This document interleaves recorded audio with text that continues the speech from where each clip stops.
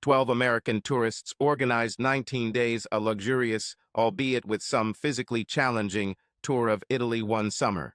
Among them were 5 married couples and a mother-daughter team. The couples did not know each other before the tour, but since they were of similar social and educational backgrounds, they expected to get along well. Their Italian guide, Gina, was experienced and educated, with master's degrees in humanities and Italian history from Sapienza University, and had a pleasant demeanor while maintaining the ability to be in control of any situation. 4 of the travelers were unlucky. Couple Ryan and Sylvia Bodine, married 24 years, and mother-daughter team Mary and Stacy Warren. All 4, of course, were looking forward to a trip to the legendary Capri, Naples, and the Amalfi Coast, but each of them had their own reasons for this adventure. Ryan Bodine was 44 years old at the start of the journey and a highly successful intellectual property attorney from the Washington, D.C. area in the United States. He was 6 feet 2 inches tall, weighed 185 pounds 84 kilograms of wiry muscle, had blonde hair and blue eyes, was a good tennis player and cyclist, and a keen cross-trainer. Ryan graduated from engineering school at age 20 and married his college sweetheart, 21-year-old Sylvia, a week after he graduated from Stanford University, and she graduated from Menlo College. They have 2 children, 22-year-old Austin, who himself graduated from Stanford a year ago and now works in a high-end engineering position in Northern Virginia, and 19-year-old Brittany, who is taking a summer course in organic chemistry between her freshman and sophomore years at the University of Virginia. Despite financial difficulties, Ryan and Sylvia enjoyed their lives while he attended law school at Northwestern University while working part-time as a legal couple at an intellectual property firm in Chicago, and Sylvia, when she wasn't carrying Austin, worked at a marketing firm in the Chicago suburbs. After Ryan graduated, Sylvia and little Austin moved to North Virginia, and Ryan began working for the largest intellectual property firm in Washington. Ryan and Sylvia had serious marital problems when Austin was 12 and Brittany 9. Sylvia started an affair with Jorge, another partner at the firm where Ryan worked. When Ryan found out about this, he immediately ended the affair and demanded that the firm fire Jorge. "It's either him or me," he told the management team. Showing poor judgment since Ryan was the best employee of the company, the best lawyer in trials, and always said what he thought the management did not take Ryan seriously and offered him more money to make him humble. 2 months later, Ryan gave his 2 weeks' notice and had already formed his own law firm, taking with him 2 lawyers from his current firm and 2 partners from competing firms to join him at Bodine, Carlton, and Winston, one of the most successful law firms of any type in the Washington area. Ryan's firm panicked when he handed in his notice and offered to fire Jorge, but it was too late. Plus, Ryan had a plan for Jorge that didn't involve physical violence, even though he really wanted to beat him up, but was more meaningful in the long run. Ryan hired a hacker who, a month after he left the firm, was able to change an important brief filed by Jorge for a key client to include the sentence. Of course, the plaintiff's lawyer doesn't expect Judge Bryant to understand this complex legal issue, because he's a damn idiot. But these arguments are still made to preserve the issue for appeal. Unsurprisingly, Jorge was held in contempt by Judge Bryant, the plaintiff lost the case, the client was outraged and threatened to file a malpractice suit, and Jorge was not only fired, but was unlikely to find a similar job when the whole situation was covered nationally in the Journal of the American Bar Association. Ryan was able to forgive Sylvia and get over her betrayal because she seemed sincere and repentant, but mainly because Ryan couldn't imagine life without daily interaction with his young children, who had a better relationship with him than with Sylvia. Over the past year, Sylvia seemed to have lost interest in significant intimacy, and as if her thoughts were elsewhere. Ryan hired a private investigator who discovered that it was not related to the affair. Although Sylvia organized the entire trip, Ryan was also on board. Ryan's secondary goal for the Italian trip was to try to rekindle Sylvia's romantic feelings, or at least find out the reason for her lost interest. At 45 years old, Sylvia had been experiencing problems for the past few years. 14 months that she never came to terms with. Sylvia knew that she was adopted, but had no details about her biological family.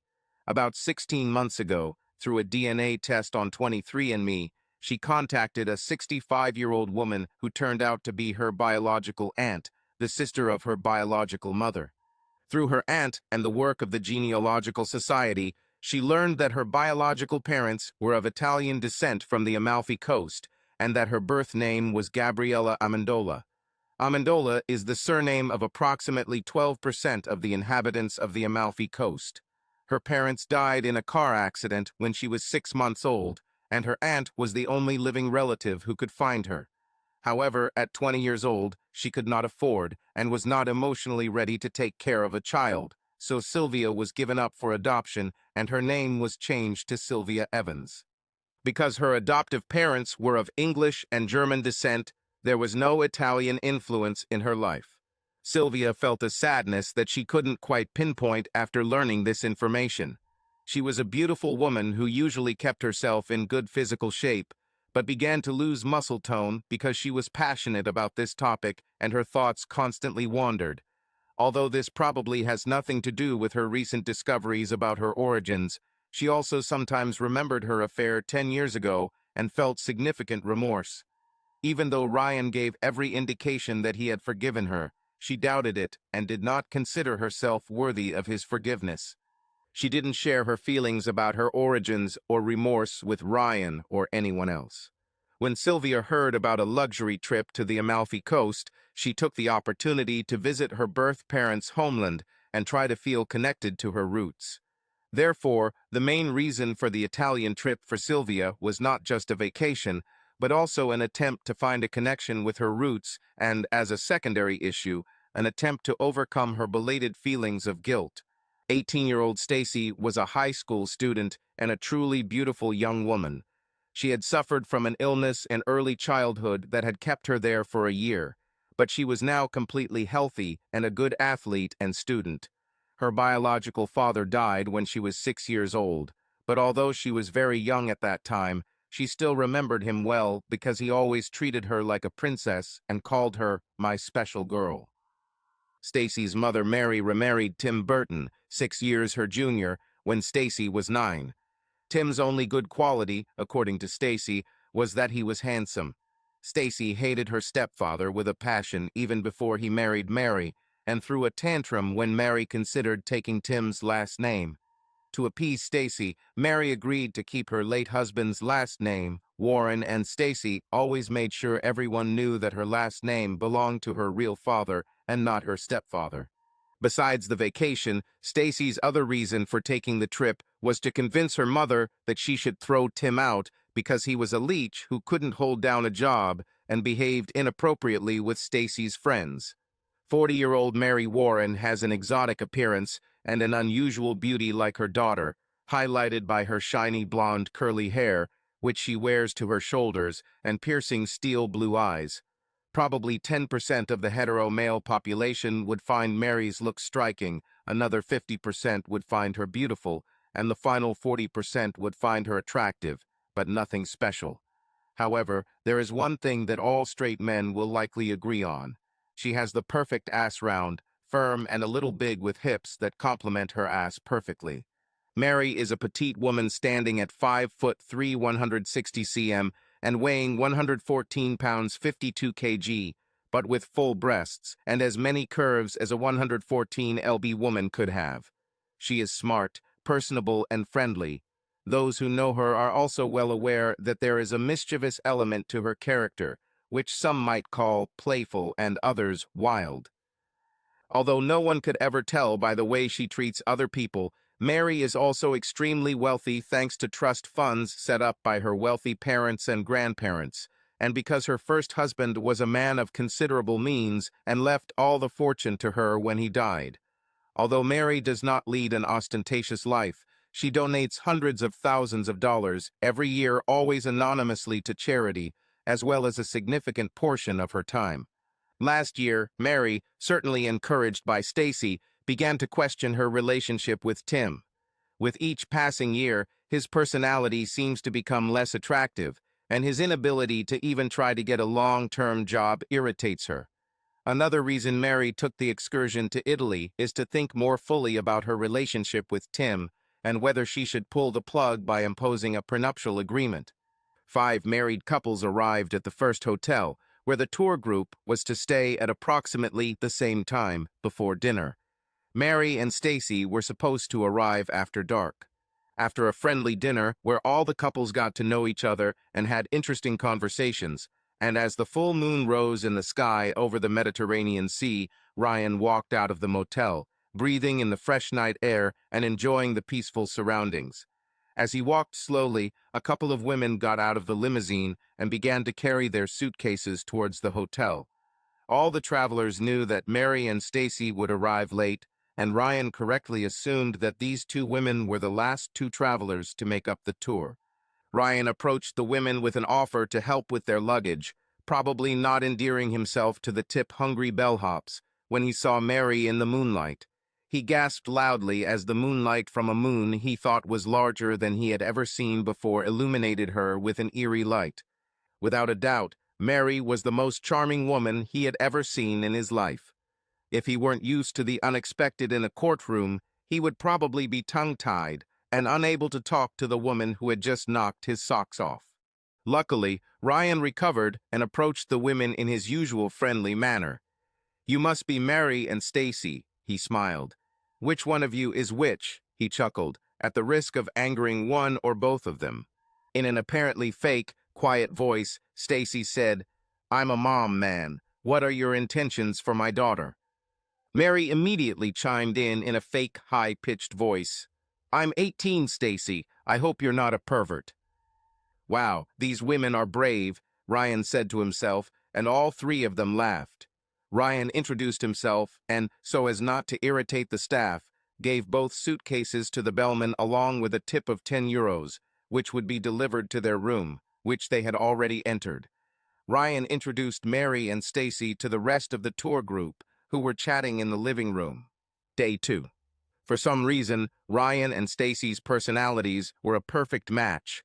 By the end of the second day, they had had several long conversations, played tennis, and laughed at each other's stupid jokes. Ryan quietly pressed Stacy for all the information he could about Mary, but not too overtly, and Stacy wasn't shy about revealing her secrets. Ryan, Sylvia, Mary, and Stacy dined at a table for 6, and after the liqueurs they played bridge, Ryan and Stacy against Mary and Sylvia. Stacy was terribly excited about their victory, Ryan was apologetic, and Mary and Sylvia were both met with fake ridicule. Ryan thought he had managed to hide his ogling gaze at Mary, maybe not for everyone. Sylvia seemed more interested in the trip than any of the other tourists, and a smile was constantly on her face, although her expression of intimacy did not increase. Day 3. The day started off on a sad note for Mary, but an exciting one for Stacy. Unbeknownst to Mary, a few days before the trip, Stacy had asked a couple of her nerdy high school friends to install cameras in the master bedroom and one of the guest rooms of the mini mansion she shared with Mary and Tim. The cameras were streamed to the cloud and accessible from Stacy's iPhone. Stacy showed Mary a video of Tim cheating on her iPhone, just a day after Mary and Stacy went to Italy. "This guy is a worthless asshole, Mom. You really need to dump him. You're very sexy and could find a guy who deserves you, someone like Ryan." Mary was ashamed that she was not surprised by Tim's infidelity. This made her angry, but she did not shed a tear. On the morning of the 3rd day, Ryan noticed some severity in Mary's behavior. He asked Stacy, whom he thought he had known for years, about this. "It's no big deal," Stacy smiled. "You and I can talk her out of it," and by lunchtime they did. The afternoon of the 3rd day was a trip to a private beach on the Amalfi Coast. Ryan and Stacy at least briefly threw the frisbee along with everyone else in the group, including guide Gina. Mary showed off her playful side by joining Stacy as they took turns climbing onto Ryan's shoulders in the Mediterranean and diving into the water at least half a dozen times each. He felt ashamed when Stacy approached him while he was sneaking glances at Mary, theoretically hidden behind his dark hair, wrapping glasses, and whispered to him, "I like looking at Mom's ass, it's perfect, isn't it?" Ryan responded by picking up Stacy and then throwing her into the sea as she laughed hysterically. All the other travelers were smiling broadly. Ryan noticed that Sylvia's happiness increased even more. She seemed to want to enjoy every aspect of the Amalfi Coast and chatted to anyone who would listen, both on the beach and on the way back to the hotel. To his surprise, he noticed that she was talking to some locals who he didn't know spoke English. Ryan's difficult condition didn't improve when Mary showed up to dinner in an elegant dress with a plunging neckline and a side slit that exposed a significant portion of her thigh and showed off her shapely butt. Ryan really needed relief from his difficult condition, and despite attempts at romance and Sylvia's happy mood, she did not respond to his sexual advances for the first 2 nights of the trip. Over the past year or so, the only time Sylvia had truly relaxed and seemed to come out of her distant state were when she had drunk too much wine. So Ryan made every effort to get her drunk that evening. Luckily for him, he was completely successful. Days 4-8. The tour has been incredibly successful so far. Everyone got along well, especially the 4 unlucky travelers. Mary seemed to grow close to both Ryan and Sylvia, and Ryan and Stacy had a relationship similar to that of a favorite uncle with his favorite niece. Stacy was always polite to Sylvia, but behind her facade there were other sentiments. All the locations were great, all the physical activity was enjoyable and stimulating, and the food and drinks were classic. As one example, Ryan, Sylvia, Stacy, Mary, and 3 others rented bikes and rode around the Amalfi Coast for most of the day. The other 6 rented electric assist bikes, but Ryan was too proud to do so. He was embarrassed when Stacy and 2 others passed him on the uphill climb, and he had to buy drinks for all the cyclists. During the trip, Sylvia beamed throughout the day and interacted with the locals at every opportunity. Day 9. The day was a break from the usual physical activity and sightseeing, and the travelers had a free afternoon for shopping in Naples, agreeing to meet at a designated location at 5 p.m. to return by luxury minibus to their hotel on the Amalfi Coast in time for cocktail hour and dinner. Ryan reluctantly agreed to go, but since it gave him another chance to see Mary, he decided at the last minute to join the other 11 tourists. By 4:50 p.m., all the hikers except Stacy had returned to the meeting point. Gina asked where she was. "She left me half an hour ago to look for leather goods that someone told her about. She should be here by now," said Mary. Sensing the concern in Mary's voice, Ryan volunteered. "Everyone stay where you are, I'll find her." Mary gave him her iPhone, which was set up with an app to track Stacy's phone. "This will help," she said, and Ryan began to jog.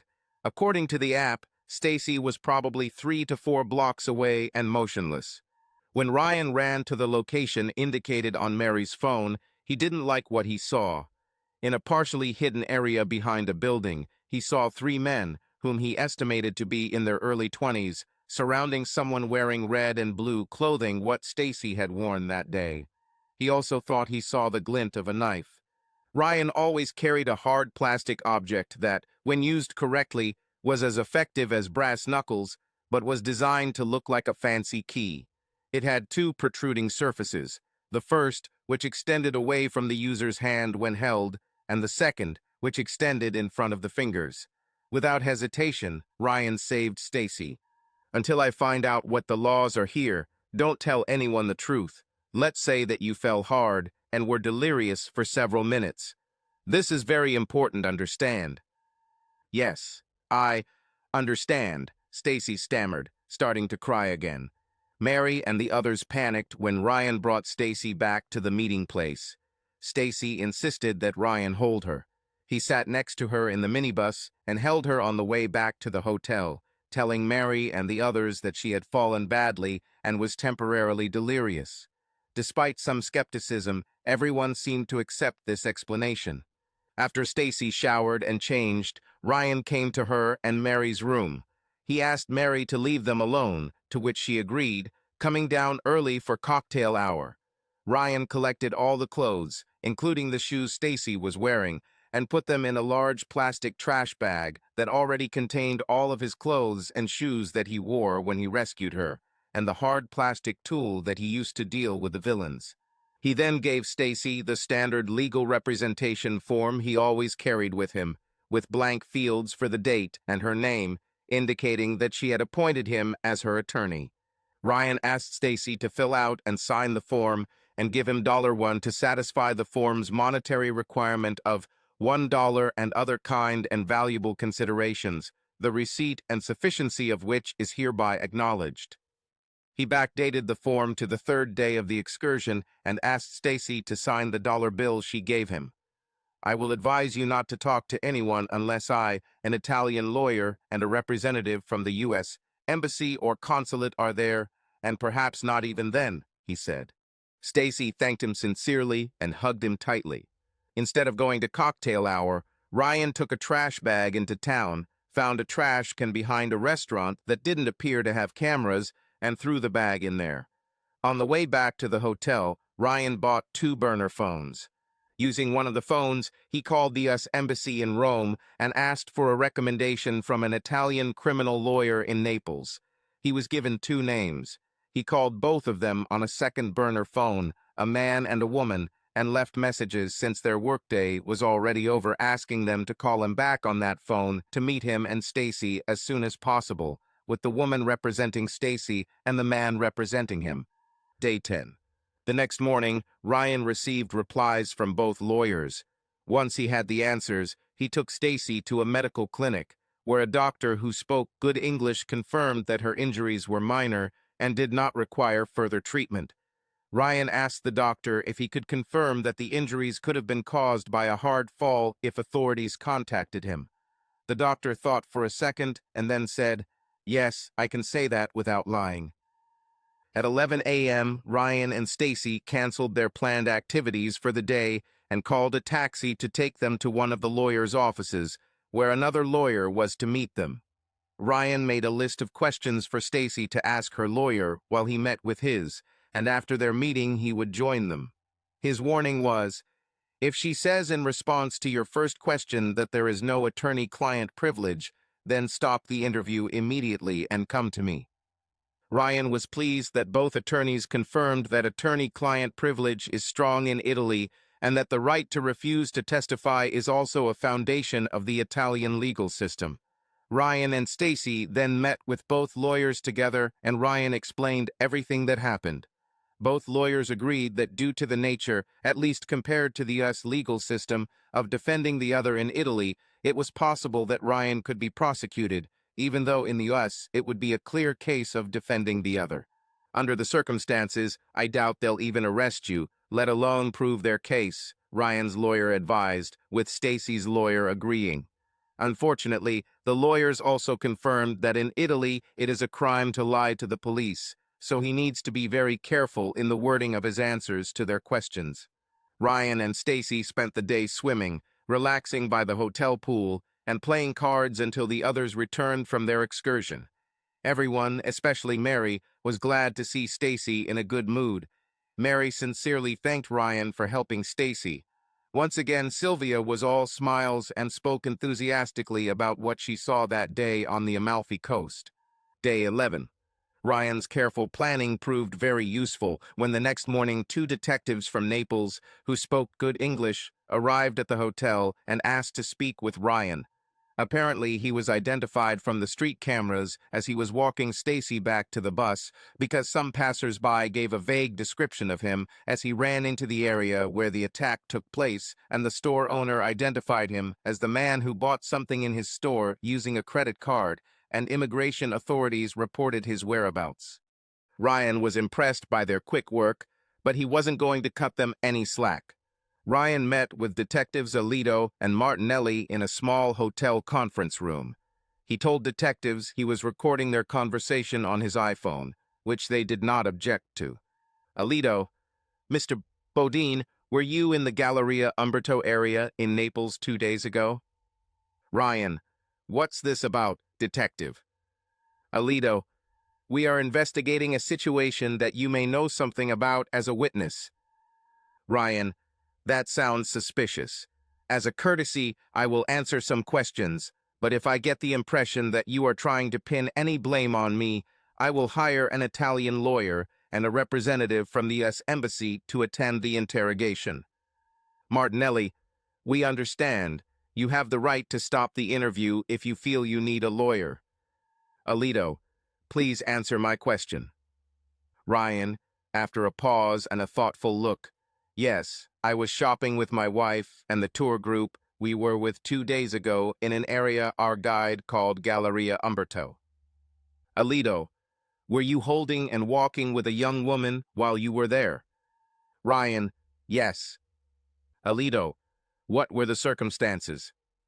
Ryan, the youngest member of our group, 18-year-old Stacy Warren, did not show up at the scheduled time for the bus that was supposed to take us back to the hotel. I went looking for her using the tracking app on her mother's iPhone and found her. She fell hard and was somewhat delirious, so I helped her back to the bus.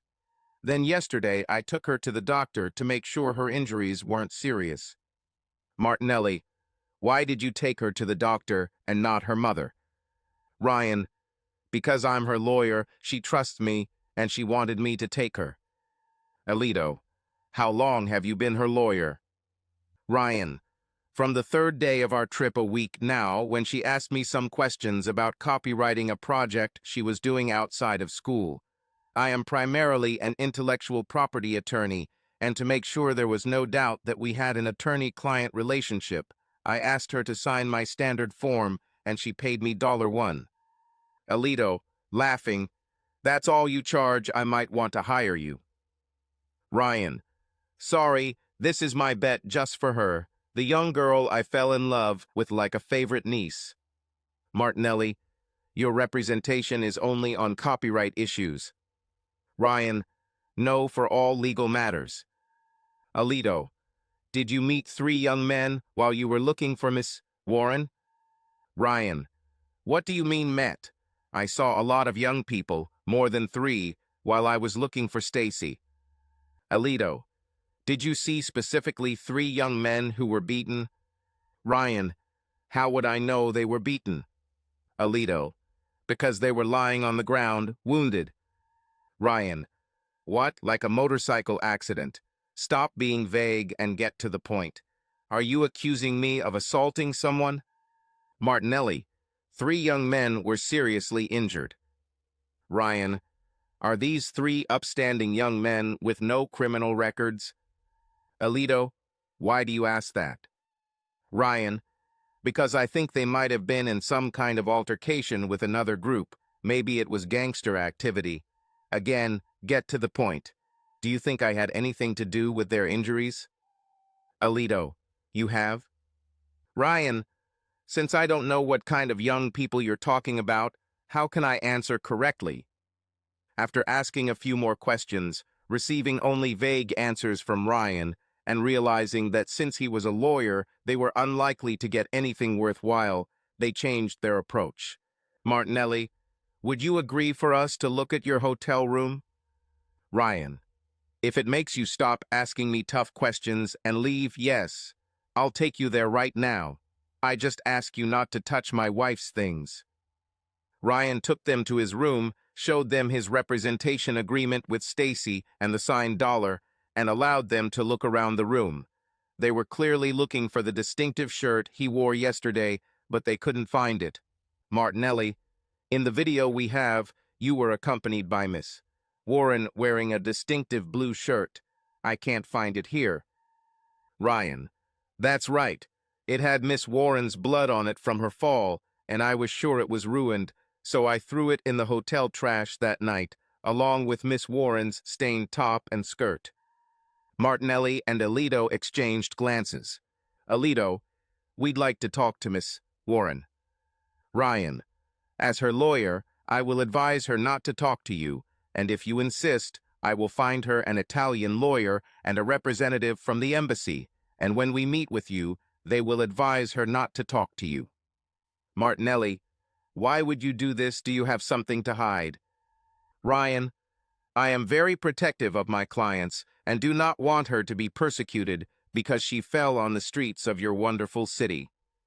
Alito, how do we know she fell? Ryan, listen, I'm going to call the doctor who treated her yesterday, and tell him that he can answer the question of whether her injuries could have been caused by a hard fall on a city street. In fact, I'll call him right now, and you can ask him a question. Ryan called the doctor's number and waited 5 minutes until the doctor finished with another patient. Ryan then said, "Doctor Lombardi, I have 2 detectives here from Naples. They want to ask you a question. As Miss Warren's lawyer, I agreed that you could answer the question, 'Is this okay with you?' Great, I'll give the phone to Detective Alito." Handing the phone to Alito, he said, "Please speak English so I can understand you." Alito: "I have your card that Mr. Bodine, Dr. Lombardi gave me. Can you confirm that you are Dr. Lombardi and provide the information on your card? Thank you. Did you treat Miss Warren yesterday? Do you have information about how she was injured? Although you don't know exactly how she was injured, are the injuries consistent with a fall? A hard fall on a city street, you say? Thank you, doctor. I will end the call now since Mr. Bodine has no further questions for you." Alito: "We may have more questions for you, Mr. Bodine." Ryan: "Sorry, I won't be answering any more questions because I get the impression that you are unfairly trying to pin the attack on me.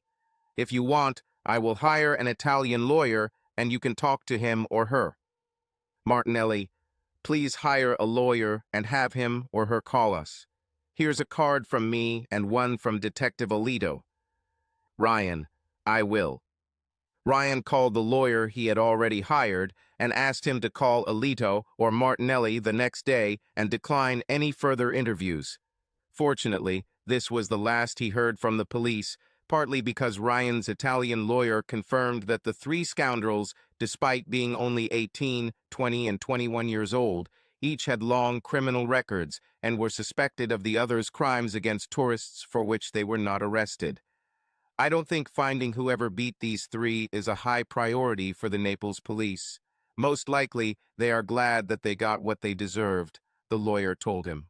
Ryan told Stacy the good news during a tour later that day. "Now can I tell my mom what really happened?" she asked. "Okay, but tell her not to tell anyone else, including Sylvia," Ryan replied. "You're my hero," Stacy said, giving Ryan a big hug and kiss on the cheek before running off to get ready for their daily activities. After dinner that evening, Stacy approached Mary and told her the real story of what happened. "These guys would have done terrible things to me and probably killed me if Ryan hadn't saved me," Stacy said, crying. This brought tears to Mary's eyes as well. "Mother, I want you to get rid of Tim and steal Ryan from Sylvia. I want him to be my stepfather. He's perfect." "Why do you think he's interested in me?" Mary answered. "Oh my God, Mom, are you blind? He thinks you're the most amazing woman in the world, and his relationship with Sylvia is tense." "How do you know that, Stacy?" "From everything he told me, and from my keen observations and knowledge of human feelings, this is how it is. Now come up with a plan to seduce him, okay?" Stacy said seriously, although with a wide smile. That night, Mary woke up sweating in the middle of the night from a dream about Ryan. Day 12. The tour went to the beautiful exotic island of Capri, where they would spend 3 days and 2 nights. Everyone was amazed by its natural beauty and high-end shopping opportunities. The little boat ride around the island was almost dreamlike. The only bad part for Ryan was when he looked at Mary through his dark wrapping glasses, hoping to fool everyone except Stacy that he wasn't staring at her, and felt dizzy. "I haven't had any wine or other alcohol in 3 days, he thought to himself before stopping watching to clear his head.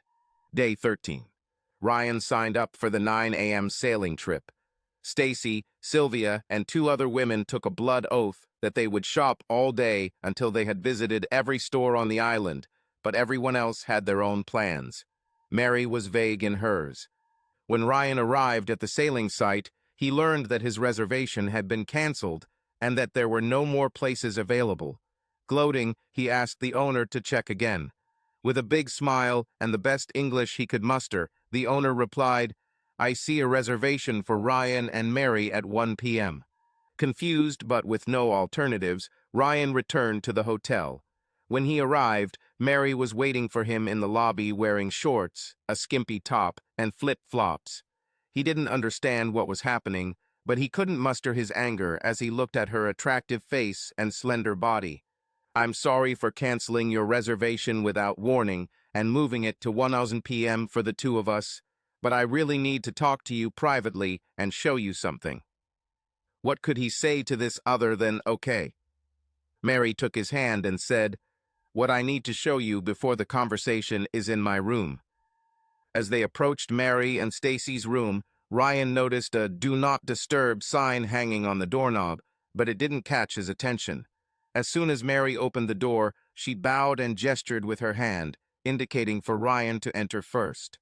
Upon entering, he noticed that the room was neat. The coverlet on the so-called Italian double bed had been removed, and only one lamp was on the table by the bed. Ryan turned around when he heard the door close. Ryan wasn't prepared for what he saw. Mary stood at the door completely naked, except for an ankle bracelet and a pair of earrings. Perhaps there are some heterosexual men who might resist Mary. There are very few of them, and Ryan was not one of them. Ryan had dreamed of this moment since he first saw Mary under the full moon the night they met, and she had dreamed of it ever since. The lovers woke up almost simultaneously, more than an hour later. They smiled widely at each other. Words were few, they were not necessary. Both knew two things: they had never been so happy, and nothing will be the same again. They were finally able to drag themselves out of bed, shower together, eat a few handfuls of nuts, and barely make it to the dock by 1 p.m. As the small sailboat cut through the deep blue waters of the Mediterranean around the magical island of Capri, a radiant halo almost surrounded Mary's face. Once again, Ryan felt an inner glow that overwhelmed him, leaving him dizzy. With the wind blowing her shiny, curly blonde hair back, Mary smiled at him and asked over the noise of the wind, "What are you thinking about?" After a long pause, Ryan replied, "I must be in heaven." Shopaholics were enthusiastic at dinner that night, showing off their purchases. Mary and Ryan were thoughtful, saying little, but with satisfied smiles on their faces. After dinner, Stacy walked up to Ryan, pulled his ear toward her mouth, and whispered, "Don't you want to be with a better woman every day?" Ryan turned red with embarrassment, and Stacy laughed and ran away. Days 14-16. Everyone continued to enjoy their trip, even after returning from enchanting Capri to the Amalfi Coast. Sylvia disappeared for several hours every day, demonstrating an adventurous spirit that Ryan had never before seen in her, renting a small motorcycle to ride around the area. Stacy continued to participate in all activities with Ryan, but seemed to mysteriously disappear when Mary approached Ryan and motioned for him to go to her room. Ryan wasn't observant enough to know if the other members of the tour knew, except Stacy, who seemed very pleased with the fact that Mary was admiring his body every day. He decided not to worry. His thoughts were completely confused. He was struggling with conflicting emotions and feelings that were either long dead or just developing. Day 17. Throughout most of the excursion, Gina ensured that the group ate mostly at authentic local Italian restaurants. For a change of scenery that night, she took them to a restaurant that was clearly aimed at inexperienced American tourists. Loud, often banal music played continuously. Some songs were of Italian origin, others of American origin. Some sang in Italian, others in English. Ryan was sitting at the table with Sylvia on one side and Stacy on the other, and Mary sitting opposite him. His inattentive eyes noticed with surprise that Sylvia was dressed in clothes he had never seen before and looked so authentically Italian that if he had not been with her for over 20 years, he would have thought she was a local resident. He was surprised when Stacy told him a funny story and then quietly added, "You're the best dad-to-be," which is what she often started calling him. Suddenly, Dean Martin's voice filled the inn. Almost in slow motion, Ryan heard the words. He was looking at Mary when the words came out. "When the moon shines like a big pizza." He suddenly remembered how amazed he was when the light of the full moon illuminated Mary on the first night of their meeting. His thoughts drifted to the way the sunlight reflected off Mary's hair on the sailboat after their first intimacy, when he heard, When the world seems so bright, it's like you've had too much wine. Ryan resolved all his doubts and confusion in his emotions when he thought about how often he felt dizzy when looking at Mary, hearing the words, "When you walk in your sleep, but know that you are not dreaming, sir." "It's amore," he whispered to himself and repeated, looking at Mary's smiling face. She blew him a kiss. That night, unaware of each other, Ryan, Sylvia, Mary, and Stacy had trouble sleeping. Something needed to be resolved. Day 18. After breakfast, Sylvia pulled Ryan aside just as he called her away at the same time, and they simultaneously said, "We need to talk." After exchanging wide smiles, Sylvia said, "I'll go first." They went to a beautiful veranda overlooking the blue Mediterranean Sea, where the sun's rays played on the water and the birds circled in the sky, and sat down in privacy from everyone else. After a few minutes of looking out to sea, Sylvia turned to Ryan and took his hands. "I was absent-minded and not a very good wife for more than a year. I finally resolved a lot of things in my head and felt at peace for the first time in a long time. I need to tell you a story." She began. Sylvia told Ryan all about how she found out about her birth parents, her birth name Gabriella Amendola, her feelings of emptiness that carry over into her interactions with him and others, and her strong desire for this trip to see if she can find a connection with your roots. At some point, a hotel employee approached them and asked if they wanted something to drink. In what Ryan thought was perfect Italian, Sylvia quickly responded. The surprised employee nodded and left. When she saw the surprised look on his face, she said, "I've been learning Italian for a while now and have been practicing it this entire trip when there are no Americans around." Then, after a long pause, came the blow. "I paid a deposit for a small house in Ravello and began the emigration process. I'm staying in Italy. I will arrange for everything you need to be delivered here. I hope you can help Austin and Brittany with this. I feel truly at home and at peace for the first time in my life. It's not a reflection on you. You were the best husband anyone could wish, for I just know now where I belong. I'm so glad you found new love in Mary. It allows me to do it guilt-free," Sylvia said with a shy smile. Ryan guessed that his admiration for Mary was not subtle. Fortunately, Sylvia's words saved him from having to explain to her that he was leaving her for Mary. They looked at each other in silence for several minutes. Ryan's thoughts went from stunned to amazed to surprised to accepted to excited in those moments. "You know we're going to have to get a divorce," he finally said without a confrontational tone. "I know it's necessary for everyone," she replied. "I will help you in any way I can, and I would like to see your house. Talk to Mary and Stacy, and then we'll take a taxi or the hotel bus and go there this afternoon," she smiled. Ryan found Mary leaving the breakfast area. She had started later than Ryan and Sylvia. He took her to another veranda with a beautiful view and sat her down. "I realized last night in my conscious mind, although my subconscious probably knew it from the moment I first saw you, that I was madly, head over heels, passionately in love with you, Mary." Mary smiled, understanding, and softly replied, "I know I knew it before you admitted it to yourself, before we made love for the first time, before I realized I felt the same way about you." They exchanged a kiss. "What's your relationship like with Tim?" "He has already filed for divorce and physically removed from my home. The locks changed and a security company hired. I honor the marriage contract. There will be no problems or delays." "What is your relationship with Sylvia?" "She's moving to Italy. She put down a deposit on a house in Ravello and wants us, you, me, and Stacy, to see it this afternoon. I'll file for divorce as soon as I get back to Virginia. This will be a peaceful process." Mary smiled. "Do you have any other plans when we get back to Virginia?" "I hope to move in with the love of my life and her daughter, whom I also fell in love with, and make love in every room of her house and every day of the year until I can bear that passion which she kindles in me." Mary smiled even wider. "Sounds like a plan. Let's tell Stacy." Stacy cried on Mary and Ryan's shoulders for a good 5 minutes before a big smile appeared on her face. Let's go swimming as a family, Mom and Dad, and then we'll go see Sylvia's house. Ryan, Stacy, and Mary oohed and awed when they saw Sylvia's new home. They left Sylvia at a hotel in Ravello near her home, promising to send her all her belongings the next day.